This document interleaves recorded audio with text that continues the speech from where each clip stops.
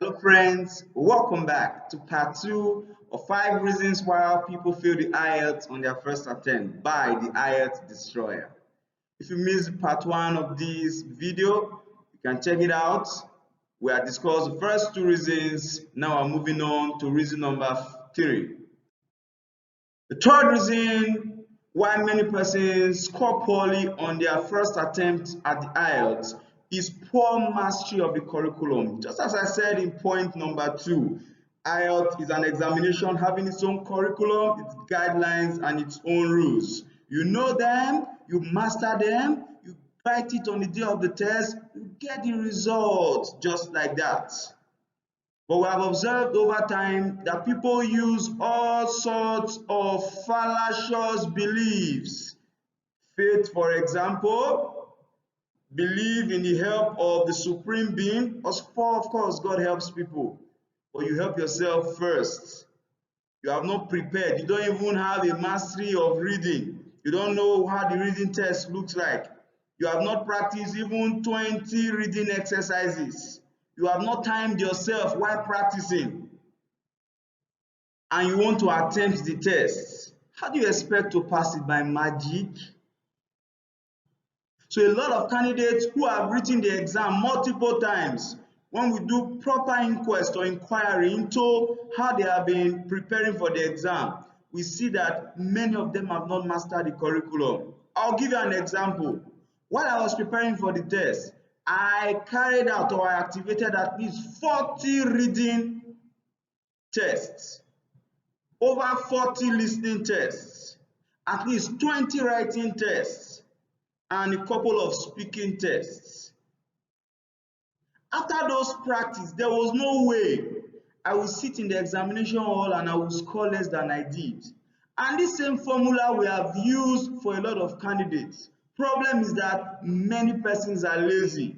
Many persons are very busy. So you end up working for 2 months, saving money, going to write a test, failing it, coming back again, working for 2 months. So why this vicious cycle that promotes poverty? So if you are not ready for the test, take a break.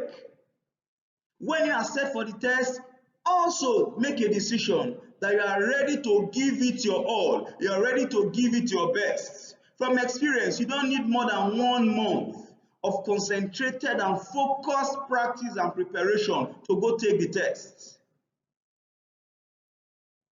So if there is a need to suspend your attempts at the test for now, please do so. And when you are ready for it, be ready to do the work. Be ready to burn the midnight candles. Be ready. You must practice. You must master the curriculum. It's not a guesswork.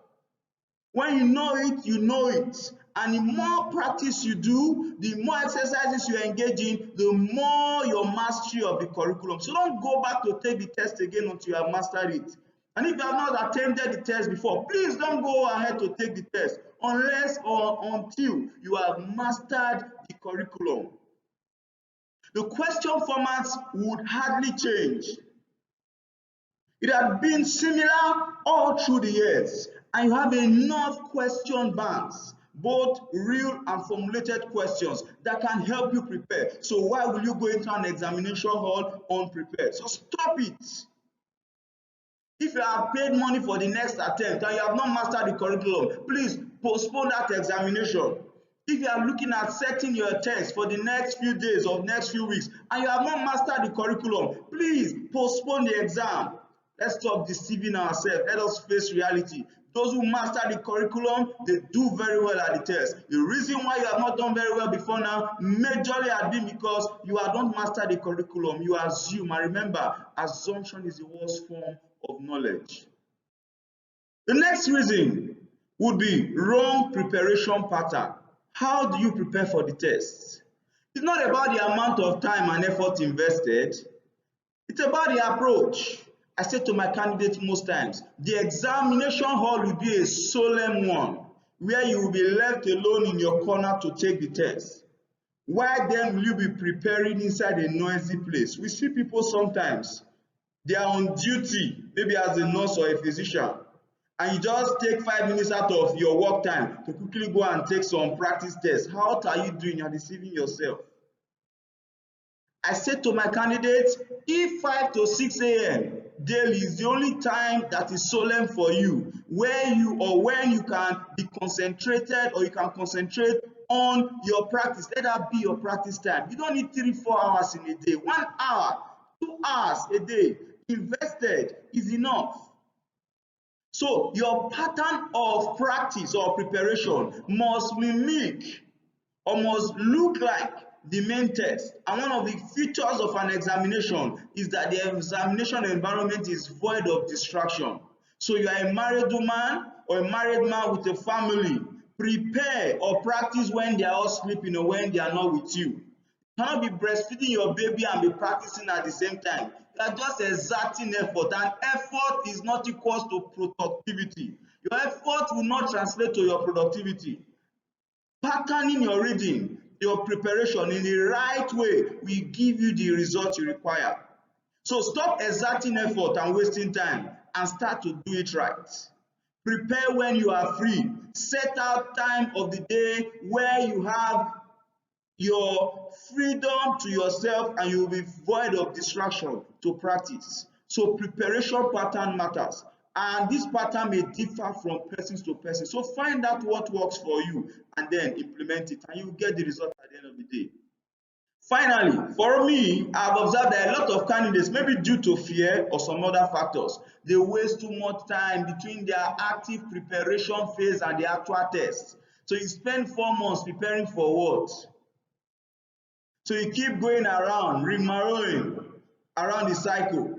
The longer you wait after your preparation before taking the final or the real test, the lesser your chance of passing. I found that out. So you spend 1 month, for example, preparing, 2 weeks or so of active practice.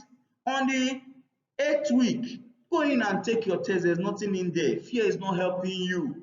So to that person seated there here today who has prepared or has been preparing for 1 year now, but for reasons unknown or reasons I cannot state, you have not taken the test because of fear, please go in and take that test. You attend a tutorial as quickly as possible as you can.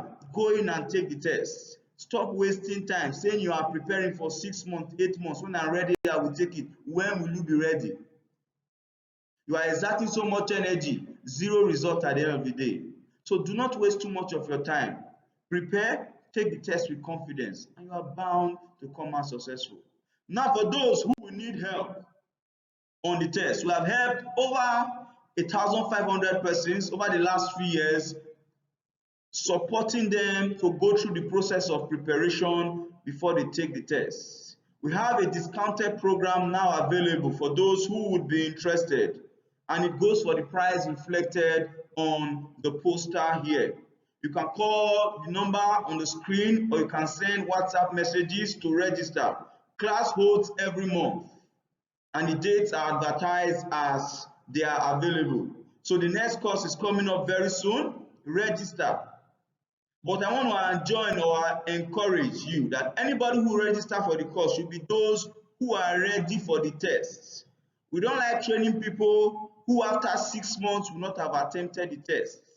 So before registering for the course, my advice to you is that get your money for the main examination ready somewhere, so that the moment you finish the tutorial and the practice, how does our preparation go? First and foremost, there's 4 weeks of intensive tutorial session where we will show the secret to you, and then you will practice some exercises. After that, you have what we call 2 weeks of self-enhanced learning, where we will give you targets. All of our candidates, before they attempt the test, they must have done at least 40 times reading practice, at least 40 times listening practice, at least 20 times writing exercises, and at least 5 to 10 speaking exercises. So it is not a job for lazy people or job for people who are distracted. You must sacrifice something. You must let go something. So if it requires you taking your leave from work for 1 month to concentrate on this tutorial practice and then get ready and take the test and move on with your life, please do. So whatever is required, please put it in place. But please, we need only candidates who are ready to take the test, who are ready to take the bull by the horn, who are ready to say to the Ielts, I can defeat you and I will defeat you. I will destroy you. I remain the Ielts destroyer. I destroy the Ielts. I've helped numerous people destroy the Ielts, and I'm available with my team to also help you destroy the Ielts. So come along as we make history together. Thank you very much for your time. See you in class.